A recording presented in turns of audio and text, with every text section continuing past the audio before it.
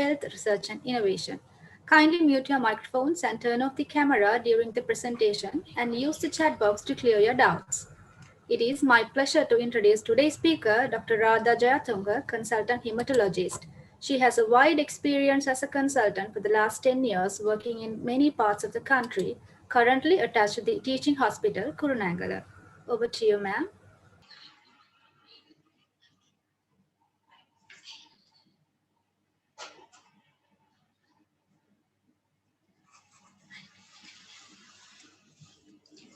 Okay, good morning. First of all, I would like to thank the organizing committee of JMOA for providing this opportunity to present a lecture today. So, good morning, dear colleagues and dear members. Shall we move to the topic today? It's practical approach to a patient with anemia. So my lecture consists of two parts. First on interpretation of full blood count. And there I will be highlighting the important points of full blood count report. And second, on case presentations on anemias, but not only anemias, I'll be discussing and showing many other hematological conditions to you. So expectation of this lecture, at the end of the lecture, so that you can come to a differential diagnosis or a diagnosis by just looking at your full blood count report. So here I would not be covering up theory part of hematology, but I will give you most important tips so that I know they are very useful in your clinical management.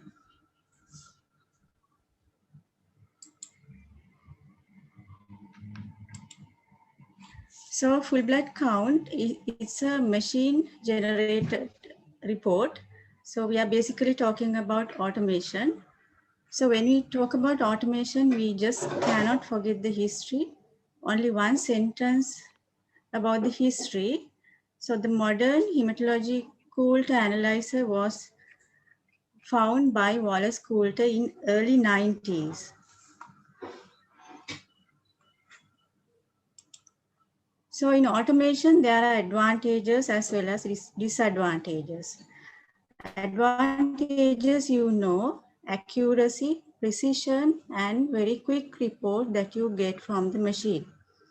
Disadvantages, the most commonest disadvantage is the commonest error of sampling error, which cannot be found by the machine.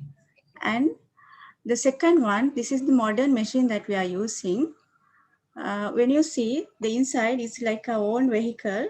There can be failures, breaks, dips, and breakdowns. So from time to time, you have to attend at a cost. So government is spending a lot of money on your automation.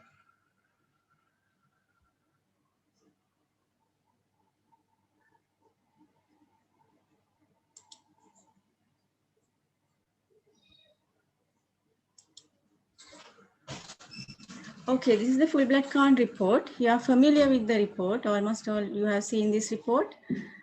You have the normal reference ranges given in your report, but you have to know our reference ranges and the physiological variations when you are interpreting full blood count report. So there are about 25 to 35 parameters in the full blood count report, but unfortunately we are looking at only very few parameters. So I will highlight the parameters which are important in our clinical management. As you know, we have to have some idea about hemoglobin, Paxil volume or the hematocrit, mean corpuscular volume, mean corpuscular hemoglobin, MCHC, which are RBC indices, and red cell distribution width. And moving to the platelets, normal ranges, and the platelet volume, you have to have some idea. And the WBC count, normal differentials.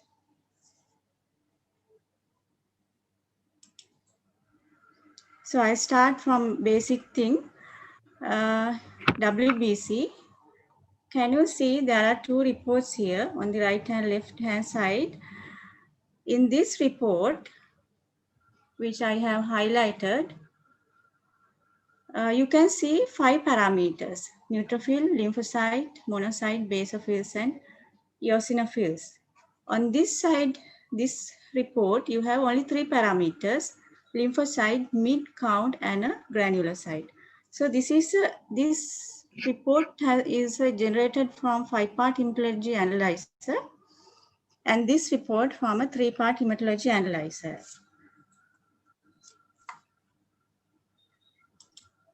So what is this 3-part, 5-part? And because of the technology, now the machine can identify 3-part, 5-part, and even 7-part cell types in your body. So this is if I describe more in detail, 3-part includes lymphocyte, mid count, and a neutrophil. 5-part includes lymphocyte and a differentiation of these mid cells and a neutrophils. I wanted to highlight this because still you see this type of 3-part hematology analyzer reports in our country. So normal count or normal reference ranges vary from 4,500 to 11,000. And you know, in adult, majority neutrophils, then lymphocyte, followed by monocyte, eosinophils, and basophils. This is the percentage wise, but when you should have idea about the absolute count, because we diagnose diseases not by the percentages, but by the absolute counts. So there are variations. The previous slide I showed in adult patient, but there are variations, physiological variation. In pediatric age group, the predominant cell type is lymphocyte from the age of day 7 to 7 years of age. Sometimes this can go up to 10 to 11 or 12 years. So, and again, this lymphocyte can go up to 14,000 even in a normal child. So that is a normal variation. But in adult, if you see a lymphocyte count of more than 4,000, it is always a pathological. There is a reason, either a viral infection or starting from viral infection, it can go up to chronic lymphoproliferative disease.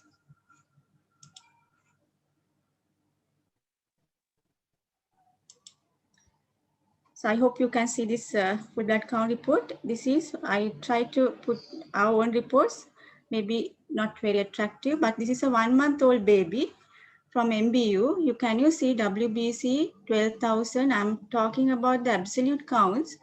12,000, this is the normal ranges. Neutrophil 2,930, lymphocyte 8,390. So this is, you can see the predominant cell type is lymphocyte, and this is normal for that age, but abnormal if you see this in an adult person.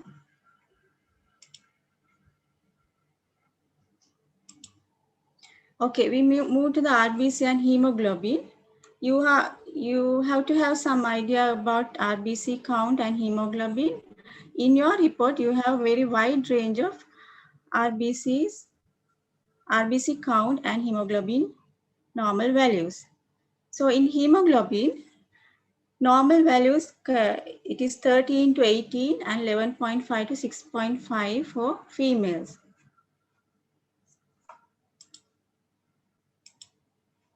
But what is the definition of anemia? Anemia is defined as reduction of hemoglobin concentration below the normal range.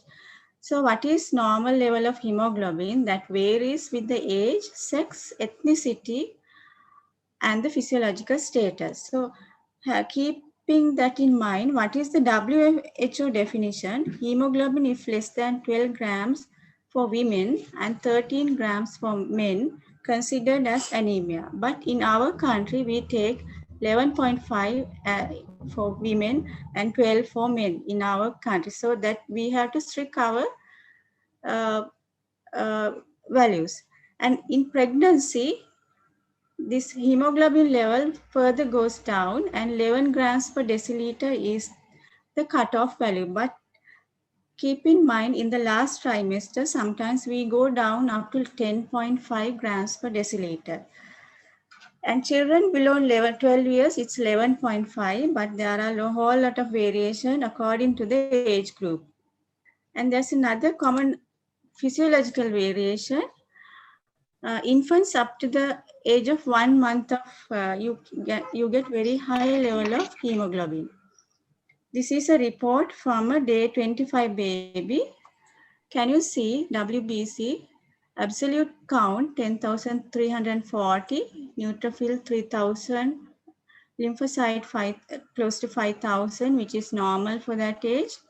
And moving to the RBC 5.83, which is high, hemoglobin 19, which is high, but that is normal for that age group. Okay, red cell indices. So what is the use of red cell indices in full blood count report? This red cell indices gives you an idea about the red cell morphology, even if you don't see the red cells under the microscope. So you can see the volume and the color of your hemoglobin by assessing these three parameters. Hematocrit. Hematocrit is the measure of a person's blood that consists of red blood cells. So here again you have a wide range of normal range variation, 40 to 52 for males and 36 to 47 in females. So this is the normal blood, this is the normal hematocrit value which contains RBC, Buffy clot and the plasma. In anemic patients, you see there's a reduction in the hematocrit value. If it is high, then this is polycythemia. But do you have to have idea when do you need to investigate a patient with high hematocrit? Males, if hematocrit more than 49, you have to investigate. Females, if it is more than 48, then you have to investigate. We'll move into these cases later on. Red cell distribution width, I know you are familiar with the word. This represents RBC cell size. So in a way, it's a measure of variation of MCV value. It is a Gaussian bell-shaped curve. So normal population is the mid area. Usually there are two parameters, RDW-CV and RDW-SD. But we usually go by RDW-CV. So here again, I'm emphasizing this is not indicate how much bigger or smaller the actual red blood cells you have, but how big the variation in cell size. As example, you can see in this picture, here the RDW is 12.6, which we take as normal. We call it low anisocytosis, where these cells have normal size red cells in your body. If you have high RDW, like in this picture, we say it's high anisocytosis, so that you have various sizes of cells, medium, large, and small cells in your body. So it's very important when you compare RDW with anemia. So I'll go with the common conditions. Just see on the second line, normal RDW and low MCV. That means you have microcytic cells which are normal in size, which the common example is thalassaemic trait. If you have normal red cells with normal RDW, then you are dealing with ACD, anemia due to chronic disease or blood loss. Moving to the high red cells with normal RDW, then you are dealing with a liver disease or aplastic anemia. So on the opposite side, you have very high RDWs. What are the conditions that you can diagnose by seeing this high RDW? See in the mid part, high RDW and low MCV, which is commonly seen in iron deficiency anemia. And high RDW and normal MCV, most possibly you are dealing with a dual pathology or a deficiency state with bleeding. And if you have high RDW and high MCV, large cells, variation of cells you see in untreated B12 folate deficiency and chronic liver cell disease. Okay, I want to talk about platelets. So before talking about platelets, I just have some idea about the composition of blood. So in your blood, you have about 45% of red blood cells when you take one sample, and platelets 1%, and white blood cells 1%. So again, if you go into the ratio of cells, you can see for 600 RBCs, you have 1 WBC and about 40 platelets. So the point I wanted to highlight, when you compare RBCs with platelet, you have a whole lot of red blood cells in your body than the platelet count. So keeping in that mind, we just go to this slide. So in our machine, platelets and RBC are measured in one chamber, WBC in some other chamber. So how do they recognize platelets and RBC in our machine? So only by the size they identify the RBC and platelets. So smaller the size they identify it as platelets, and larger the size they identify it as RBC. So what will happen if you have large platelets? Like in this picture, some of your platelets will counted in your RBC as RBC. So RBC will not get affected because you have huge amount of RBCs, but your platelets count will drop because of this large platelets. So that is why it's important when you are checking platelet count, always check the mean platelet volume. If you have low platelet count, always check the mean platelet volume. As example I have given here, if you get a report with platelet count of 110,000, this 10 is extra, 110,000, and your MPV when you check 12.5, then you have to have some idea that your actual platelet count is around 120, 130, above this normal, above the documented value.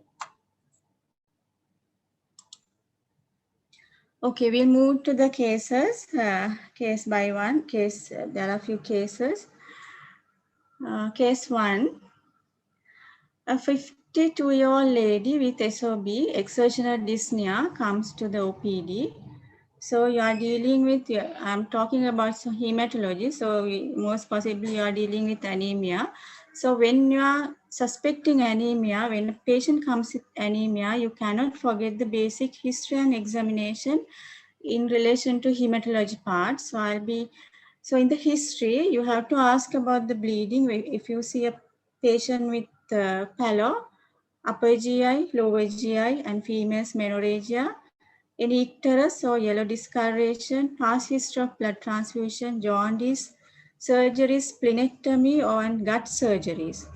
And of course, you have to ask about chronic diseases like CKD, diabetes, arthritis, any native treatments, and family history, past history of blood disorders. And basic investigation that I wanted to highlight is pallor, jaundice, lymph nodes, and liver and spleen. So here's a lady with 52-year-old lady with SOB comes to you with this full blood count report. So what are the abnormalities?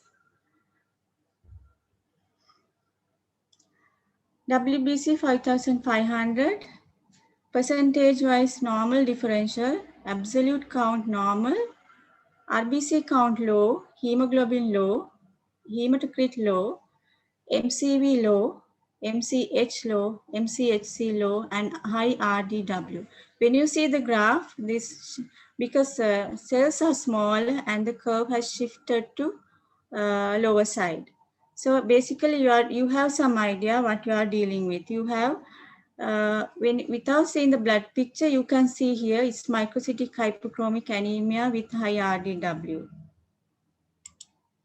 So go back to the history and ask about the blood loss, pica, gut surgeries, altered bowel habit, gastritis, and non-steroid anti-inflammatory drugs.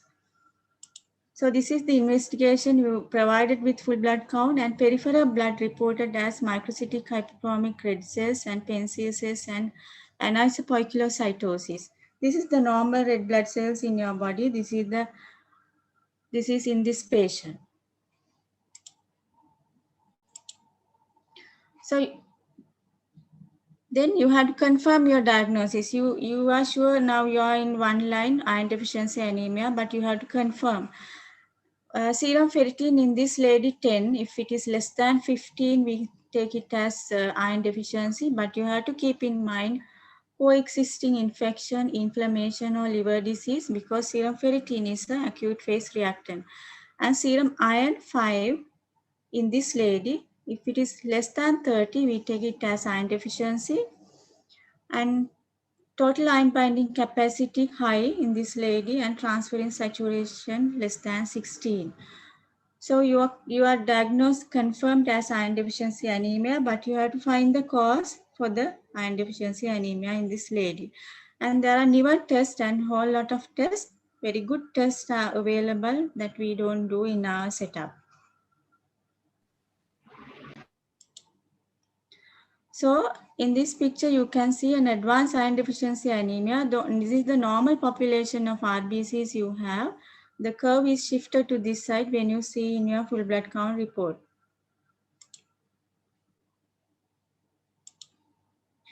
When you treat iron deficiency, what will happen? Your RDW will further increase because it appearing of new RBCs and polychromatics in your blood picture. So the curve will shift to this side with time. But remember, your RBCs are staying in your blood for 3 months, so this will remain for a long time.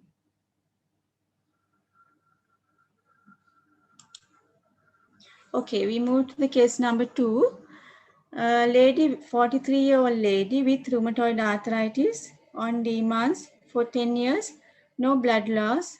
On examination, pale, no jaundice, no lymph nodes, liver spleen not palpable, and deformed joints of the hand. So this is the full blood count that is provided. We go by one, and WBC 5,210. And absolute count to neutrophil 2,900, 1,550 lymphocyte, normal absolute count and normal differential count in percentages, RBC low, hemoglobin low, hematocrit low, MCV normal, MCHC normal, and RDW normal. So you are dealing here with normocytic normochromic anemia with normal RDW.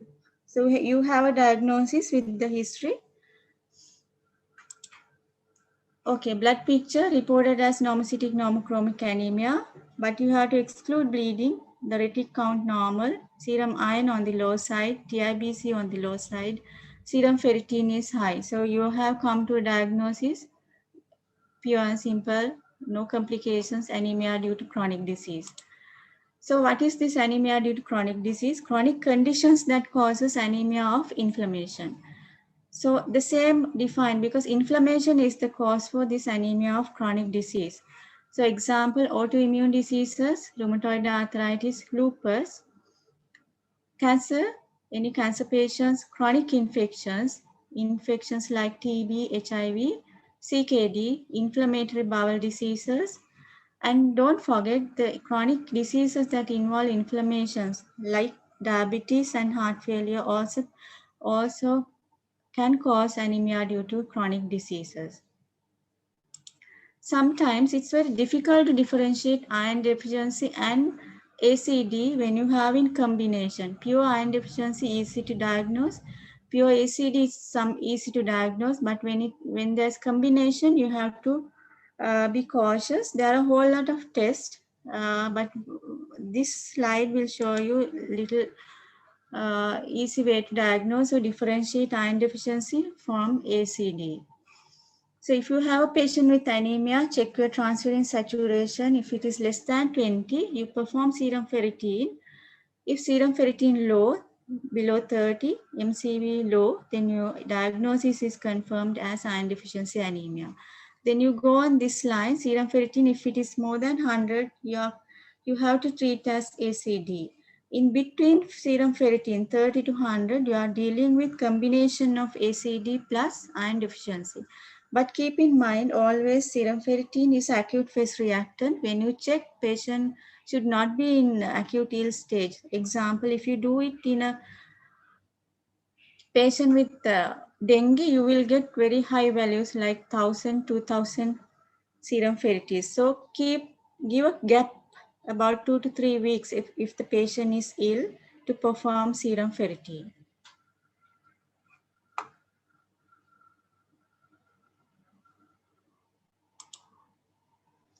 Okay, case number 3.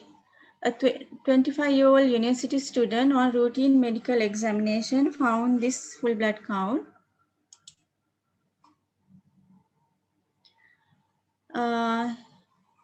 WBC 9970, which is normal. RBC 6.99, which is very high. Hemoglobin 14.8, that is normal. Hematocrit normal. MCV 62, MCH 21. You can see the minus marks here, very low values. MCHC normal. We go on to platelets normal count. You see here RDWCV is increased here. Normal differential, but prominent monocytes you can see here. There's a plus mark. So you are dealing with high RBC, normal hemoglobin, low MCV, MCH. So when you say this, I don't have a differential diagnosis. My only diagnosis is thalassemia trait.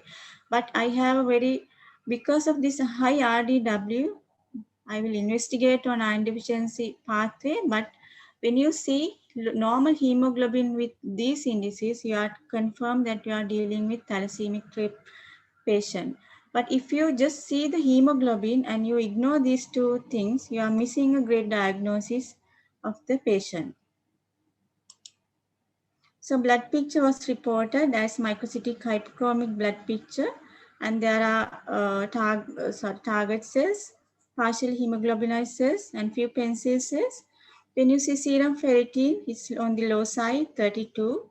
Usually we diagnose the iron deficiency if the serum ferritin below 30, but between 30 to 50, we consider this as low. And TIBC normal, serum iron normal. So diagnosis is thalassemia trait, but you need to exclude iron deficiency. But you have to manage, you have to exclude iron deficiency, but serum ferritin, because it's on the low side, I will treat for 2-3 months thalassemia trait. How do you confirm? By HbSC or hemoglobin electrophoresis. In this patient, it's HbA2 4.5%, HbA 84. In a normal person, HbA2 is less than 3.8 or 4, depending on the machine what you use. So this is confirmatory of thalassemia trait. So in the management, it's a young girl, lifelong folic acid and counseling is very important.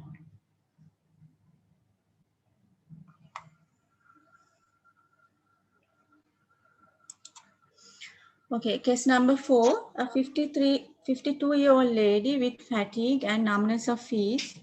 On examination, pallor, there's glossitis, no organomegaly, and CNS examination normal.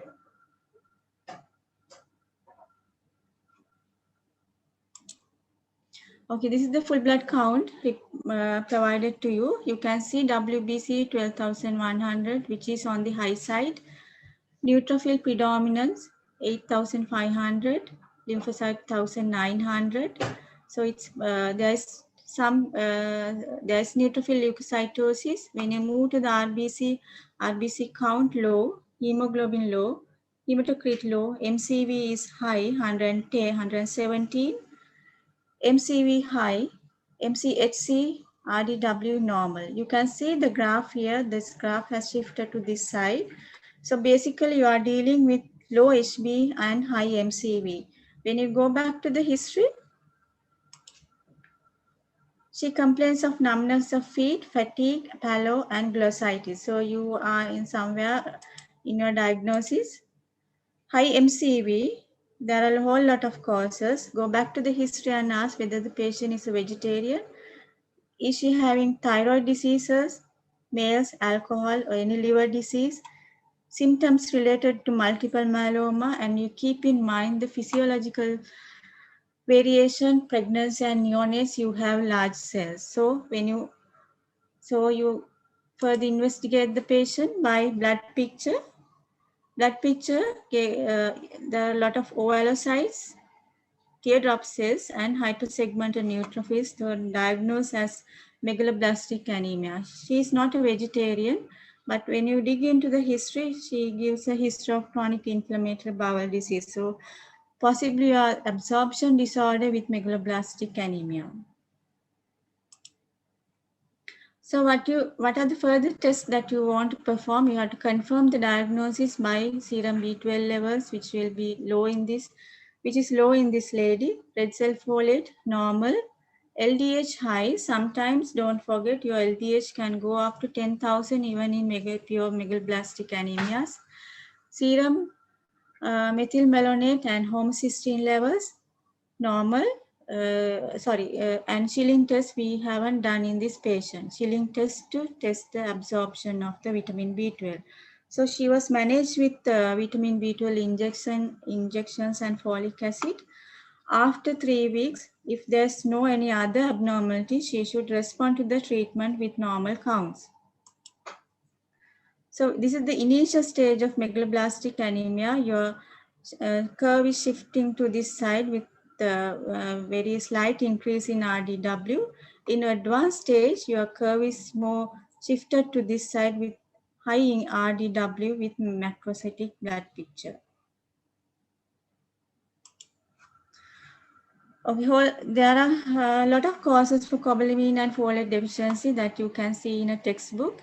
So how do you differentiate folic acid and vitamin B12 deficiency? Blood picture, peripheral smears and everything will be normal. But in your history, your neurological signs are more in favor of vitamin B12 deficiency. When you check vitamin B12 levels will be low in vitamin B12 deficiency.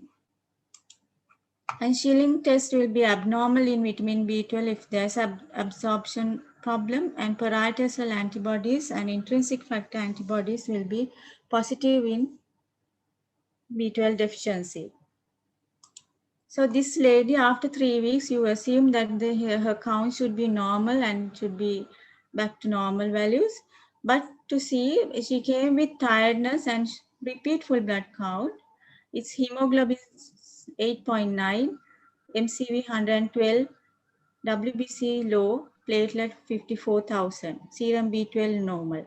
So this patient is having pancytopenia with normal serum B12 level. So you have to see whether there's another cause. There's a good differential diagnosis for this one. You have to exclude myelodysplastic syndrome. You have to perform bone marrow and go on that line.